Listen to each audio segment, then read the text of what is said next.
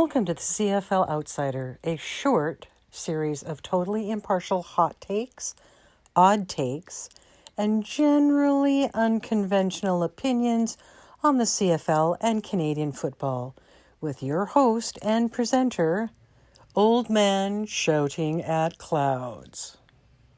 Hey kids, welcome back to the CFL Outsider for Week 14. New games, same result. I am, as always, your completely unbiased, 100% impartial, and really fairly exhausted host and presenter, Old Man Shouting at Clouds. I'm exhausted. I mean, the weekend, we're on to Wednesday already that I'm doing this. The weekend Saturday took a lot out of me, 9 hours of football. And I am getting a tad up there in years, and if I don't get a good night's sleep, my body just don't like it. So I apologize right off the top here if I am lower energy this week or just not quite as much up to snuff as I would like to be. Gonna power through it though, playing through the hurt, playing injured as they say. I was 2-2 on the pick'em this week, which leaves me now at 36 out of 56 for the year, 64%. So I'm happy with that. That's a fair bit above others. And I was 122.8, yay, on the fantasy, back up over 100 points. Actually had picked some good players this week. So I'm figuring the curse is over and I'm good to go. Now, I'll start with just a little bit of a talk about the Chad in Toronto. He's been reinstated and he's back and playing, and it's become pretty obvious. His first game, a home game, he did not bad. The next two both look pretty awful, and you can hear the chants going on in the crowd, and while TSN is not showing us the signs that are out there, I'm sure there's many of them. And I know a lot of people I've seen are saying, well, that won't bother him. He's played in big games all his life. He's played for big colleges, and people are always heckling him. Yes, that's true. I agree with that. The difference is, it's one thing to be heckled when you know you're being heckled because you're the quarterback on the wrong team. It's not really a personal thing. In some ways, it's even kind of a mark of respect. They want to rattle you because you're that good.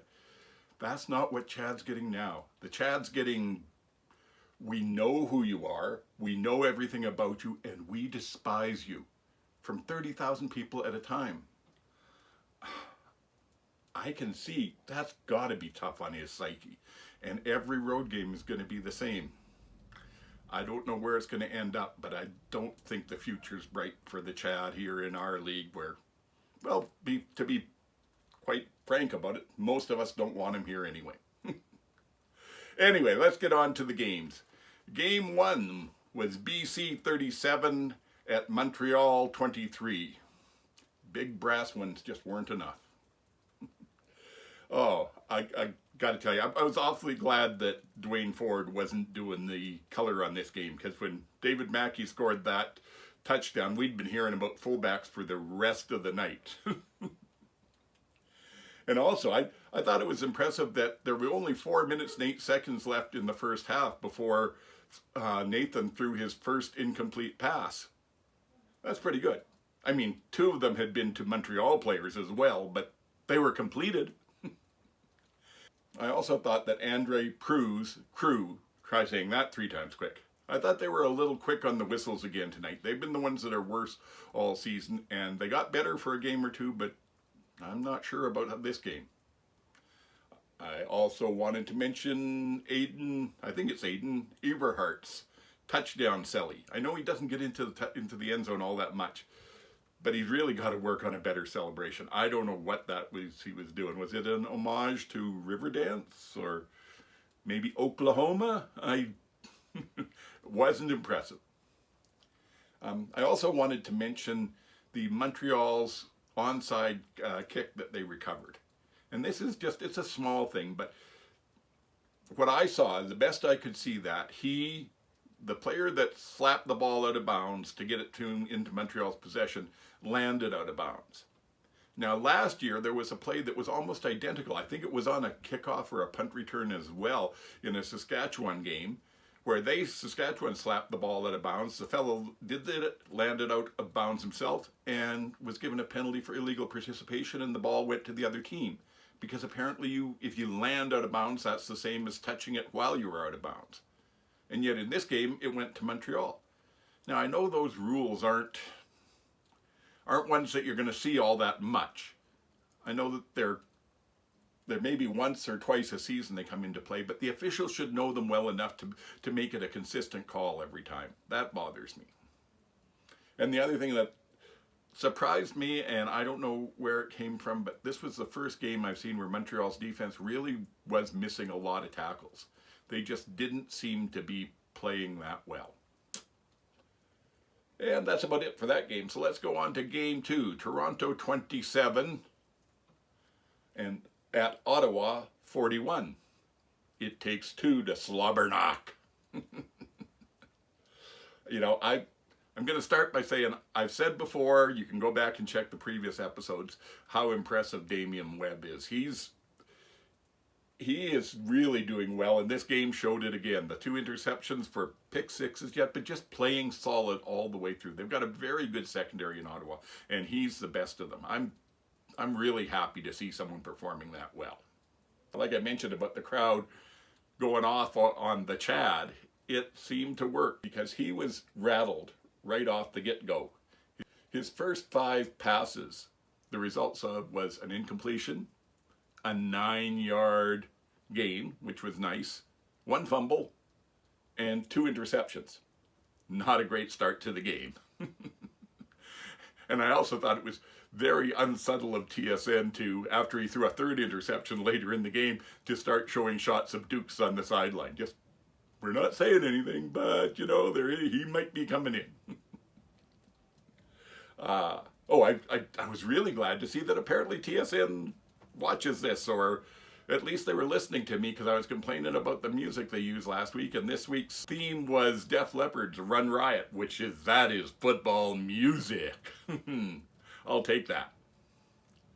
And what I talked about, the Chad not playing well, and it wasn't just a start. He was rattled right from the start, and it didn't get a whole lot better. And I noticed that at halftime, he could not get off the field quick enough. They went and sent their poor rookie middle linebacker out to talk about the game when they were getting throttled, when it should have been Chad, but he was already basically, they showed a shot of him going into the locker room, or into the tunnel at least, before the game was, the final whistle was over, or maybe like a half second afterwards. So he did not want to be there. He got out of there as soon as he could. And what else do I have now to talk about? Oh, right, I thought this week's halftime show, the panel had 2 of the best lines I've heard in quite a while. Milt called Damon Webb the Chad's leading receiver, which I thought was pretty clever. And Coach Barker had been talking about how it was going to be a slobberknocker when it really wasn't. And his line was, well, it takes 2 to slobberknock. And he's right. Otherwise, it's just a beatdown, which is what this was. I thought that Justin Hardy's recovery on the fumble, and I think it was in the 3rd quarter there, that was impressive, and it probably looked more impressive on TV than in the stands, because in the stands you'd see him reacting and getting to it, whereas on TV it just looked like the ball popped out and was lying there, and nobody was going for it, and then he flashed out of nowhere and made that recovery. It was fun to watch. Other things about this game, well, karma is a bitch, you know, and yeah.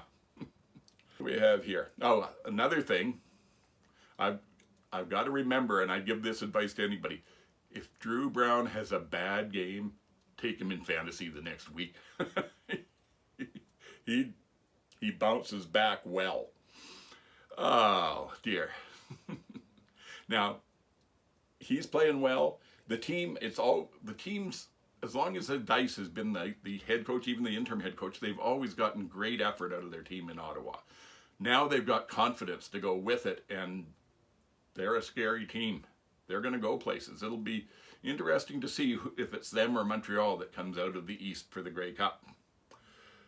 Dice did and he's been doing a good job of coaching, making all the right calls, doing the right things, and he made a very nice decision challenging that offensive PI when he did. A lot of people wouldn't have thought of that, and I was impressed. I also wondered during this game, I was thinking about the Apple's movie rule about the bad guys can't use cell phones. And is that true in real life? Does Chad have to carry an Android? He can't have an Apple phone? Seems fair if they're going to do it in the movies. And the last thing on this game was just, I don't know if Marshall Ferguson's a Toronto fan or what, but the game was pretty much over and done with with 3 minutes to go, and he was pumping it up and talking like it was a game that was still in a dead heat and anybody could win, which confused me. That's about all that I got there. So let's go to game number 3. Saskatchewan 21 at Winnipeg 26. There are no moral victories in football. Oh, yeah. The Bombers, especially right at the start, their O-line was just pushing the Riders' D around. That first goal line where Strebler took it in, they got much lower and pushed the D-line right back 3 or 4 yards into the end zone. It evened up a bit as the game went on, but they were certainly had the best of them early on. And I was very impressed with Williams. Not interception, but recovery and getting back into the play and knocking down that ball that was headed for Kenny Lawler right at the end of the first quarter, if I remember right.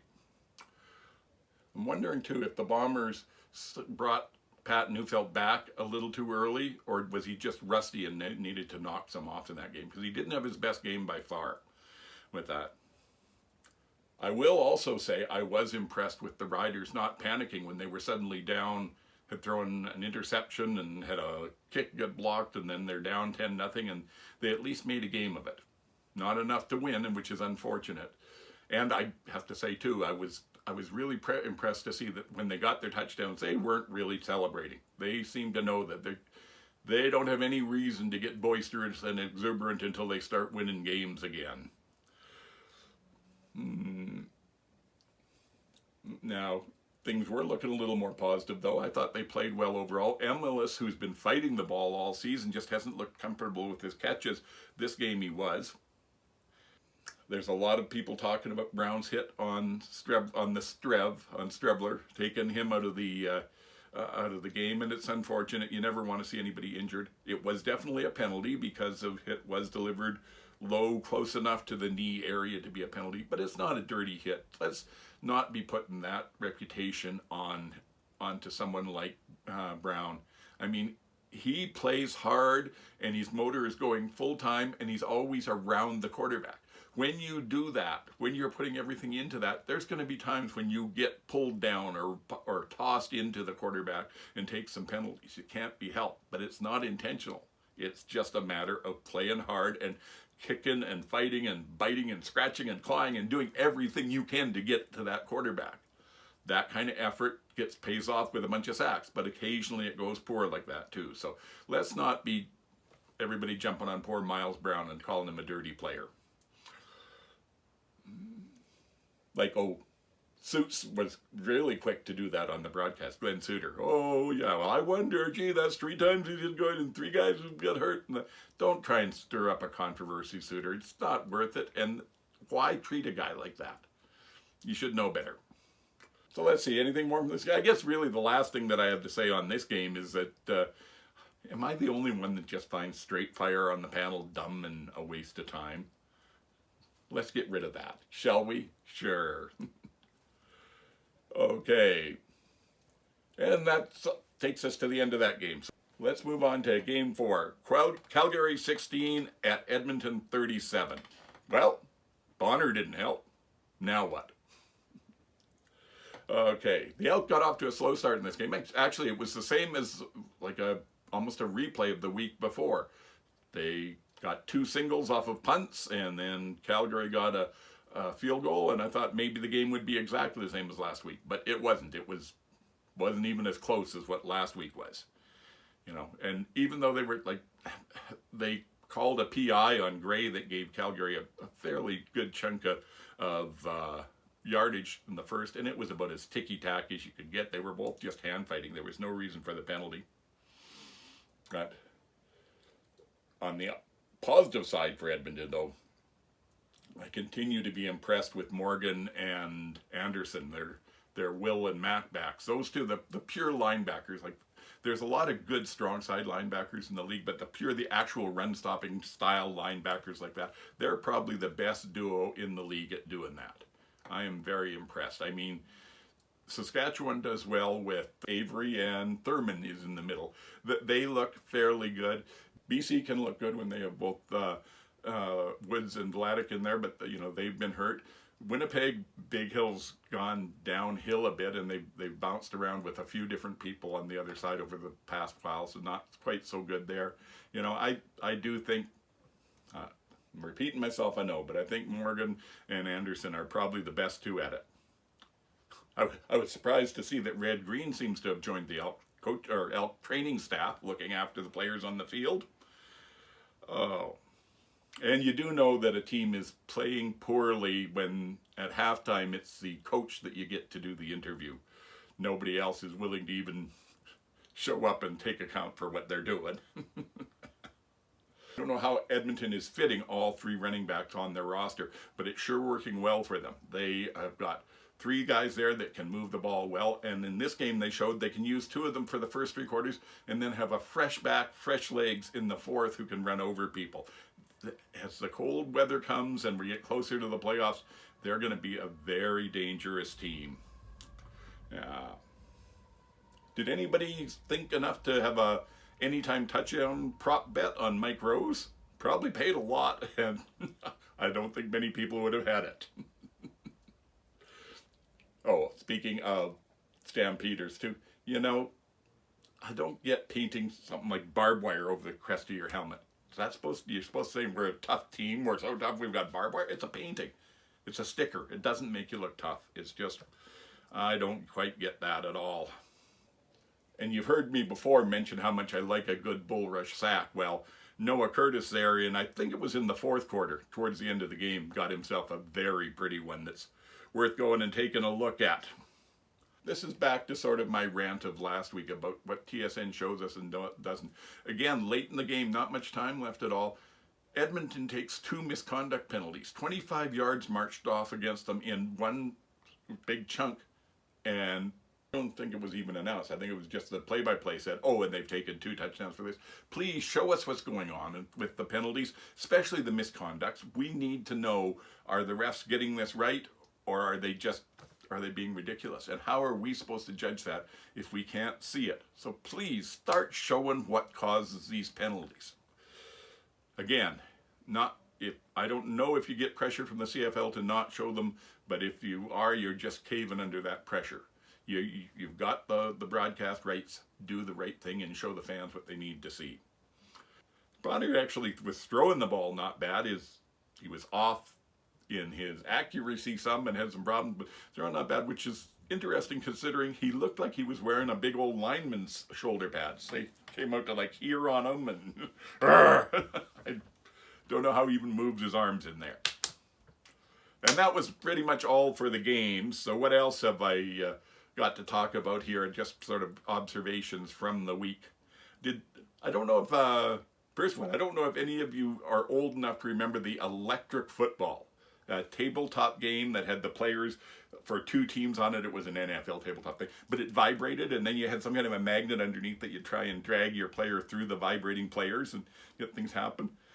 I thought of that while I was watching James Letcher returning kicks for Montreal, because that's what he looks like. It's just kind of this random bouncing off of people and running into them and bouncing off over here and then running into someone else and doing this and generally going forward, and he gets good returns, but it looks weird as hell.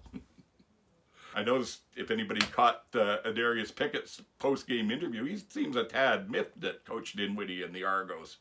Yeah. Like I said up at the start, 9 hours of football can be exhausting if you're really paying attention. Thank goodness 2 of the games weren't close, so at least I wasn't as heavily invested in them. But man, that makes for a long day. I'll be happy when we go back to 2 games. Although Friday nights are long with the 2 games there, but it's better that 2 there and 2 on Saturday. I much prefer the 1 a night that we have in the summer, but I understand why we don't do that when NFL's on. What else do I have to talk about? Oh, the Riders struggles right now. They're I think they're 0-6-1 in their last 7 games, so they're now like 5-7-1. It's just not getting a lot better. And I think the problem that they're having, as I've seen this last while, is it really is just inexperienced coaches.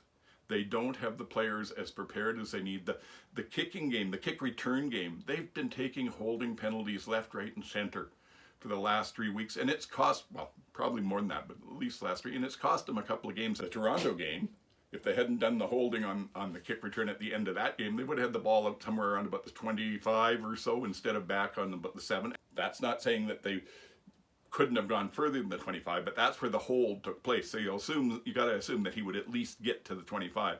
That would have given them enough room to run a couple of running plays, take the time, kick the ball, punt the ball, and Toronto would be out of time before they had a chance to kick a field goal. Because they didn't do that, because they had to try and get out of their own end zone, they ended up passing and leaving time on the clock to lose the game. So that sort of thing, those undisciplined penalties, that's one of the signs that they're really just, the coaches aren't keeping the players focused in on stuff like that. And that's just something that you got to learn more as you go along. And then there's been a bunch more, but the other one is just inopportune plays called at the wrong time or the wrong play for that situation, and there's more and more of them, and often they're crucial. Again, this game with like 5 minutes left in the game, they had the ball on their own 20 or so, 25 maybe. They needed, if they could have marched down the field, taken 3 or 4 minutes, 5 minutes off the clock, they would have taken almost a timeout. They should have been able to do that with their short passing and running game, the way that they've been playing all game. If they did that, gone through down, kicked the field goal, they'd be up by 1 point. But no, they run that shovel pass when it's 2nd and 10, and there's no way and they don't even let it develop long enough for the linebackers to get into their drops properly. They're only like 2 steps back when they shovel it. It had no chance of succeeding. Of course, they get stuffed and they punt the ball, and Winnipeg comes down and kicks a field goal, puts the game pretty much out of reach. So it's those small things that are just a result of coaches not being quite as much on their game that are really that are killing them right now. And I hope they get it straightened around in time to still make the playoffs. The way Edmonton's playing, that's certainly not a given anymore. And speaking of Edmonton, and actually the Red Blacks as well, when you get teams like that can just basically plug and play a running back, put a new back in there and they don't miss a step, that tells you that they may be getting very talented backs, but it's a lot more about the scheme and the blockers and the talent at that level than it is about running back talent. So that's about it. That's it. We are getting more and more into the chaos of the CFL. 5 weeks basic, well, I think it's 7 weeks, but for most teams, 5 games to go till we know who's in the playoffs and what's going to happen. And it just gets better and better as we go along. So thank you for tuning in. If you've enjoyed this, please do the stuff that us video people always beg for. Please subscribe. Leave us a comment. I love to hear what I'm doing right or wrong, and the algorithm loves the comments gives it a reason to push the show out to other people. So do that. If you know anybody else who might like it, share it. Hit the like button if you can. That's always nice. It's always nice to get a little oomph when you look at your stats for the week and you find out you got a bunch of likes. I'll take that too. So please help me out with all of that stuff. I hope you have a good week. I hope we all get to see some fantastic football, just the 3 games this weekend. And until next week, get the hell off my lawn.